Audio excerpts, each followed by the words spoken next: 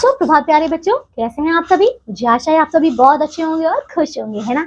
आइए शुरू करें हमारी ये कक्षा। आज मैं फिर से आपके लिए लेकर आई एक नया पाठ 15, जिसका नाम है पत्र लेखन यानी कि लेटर राइटिंग। चलिए आइए स्टार्ट करें। देखिए बच्चों, पत्र मन के भाव अथवा विचारों को लिखित रूप में व्यक्त करने का साधन है।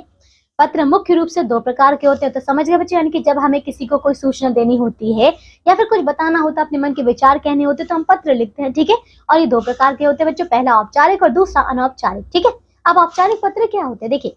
किसी अधिकारी, प्रधानाचार्य या प्रकाशक को लिखे गए पत्र औपचारिक पत्र कहलाते हैं। इसे प्रार्थना पत्र भी कहते हैं, ठीक है।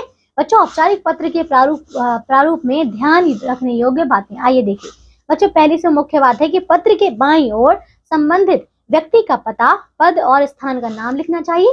दूसरा क्या है, इसके नीचे विषय यानी कि जिसके बारे में लिखना चाहिए। फिर बच्चों, इसके नीचे संबोधित करते हुए विषय के बारे में विस्तृत रूप से जानकारी देनी चाहिए। और अंत में क्या है बच्चों, अंत में बाईं ओर अपना नाम, पता व दिनांक लिखना चाहिए, ठीक है। तो ये कुछ विशेष बातें जिनको आपको ध्यान रखना है बच्चों। इसमें आपको प्रारूप दिया गया, देखिए कैसे लिखना है। सबसे पहले संबंधित व्यक्ति का पता लिखेंगे, फिर विषय लिखेंगे, फिर महोदय, महोदया, मान्यवर, जो भी आपको संबोधन करना है वो लिखेंगे। उसके बाद बच्चों अपनी पूरी आपको कहानी लिखनी है कि आपको क्या चाहिए, क्या करना है, कौन सी छुट्टी चाहिए, वगैरह वगैरह।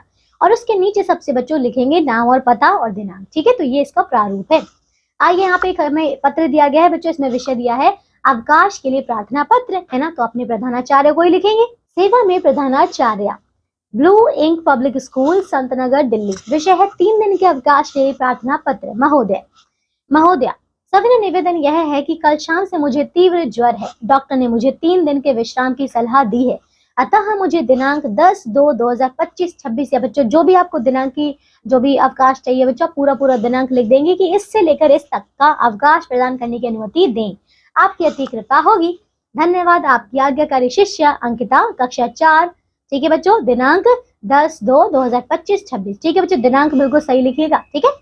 अब देखिए बच्चों, दूसरा विषय पढ़ लेते हैं। ये है हमारा अनौपचारिक पत्र। अब ये क्या होता है, माता पिता, मित्र, रिश्तेदारों आदि को लिखे जाने वाले पत्र बच्चों अनौपचारिक पत्र कहलाते हैं, ठीक है। अनौपचारिक पत्र के प्रारूप में ध्यान रखने योग्य बातें कौन कौन सी बच्चों, ये है पत्र की बाईं ओर अपना पता, फोन नंबर तथा दिनांक लिखें। फिर इसके नीचे पत्र प्राप्तकर्ता को संबोधित किया जाता है। फिर मध्य भाग में संदेश अथवा कथन लिखेंगे बच्चों, ठीक है। और यह पत्र का मुख्य भाग होता है।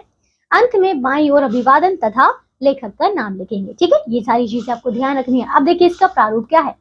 पहले बच्चों अपना पता आएगा, फिर दिनांक आएगा, फिर अभिवादन लिखेंगे, उसके बाद बच्चों पूरी कहानी, फिर बच्चों अपना नाम, ठीक है। इस प्रकार से लिखेंगे। अब देखिए इसमें हमें विषय दिया गया है, एक रुपए मंगवाने के लिए पिताजी को पत्र। अब पिताजी को लिखा जा रहा है, तो ये अनौपचारिक ही तो हुआ।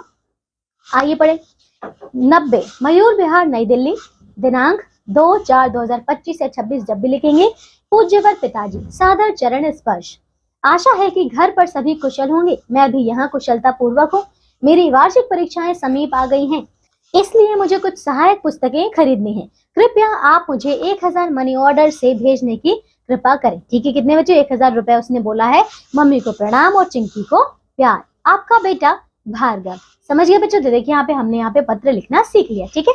तो आज के लिए सिर्फ इतना ही। अब आप सभी क्या करेंगे, अभ्यास के प्रश्नों को पूरा करेंगे। इसमें दिए गए जो पत्र है बच्चों उनको पूरा करेंगे, ठीक है बच्चों ने सीखिएगा अच्छे से। और हम मिलेंगे अगली कक्षा में एक नए पाठ के साथ। अपना ध्यान रखिए बच्चों। Bye bye.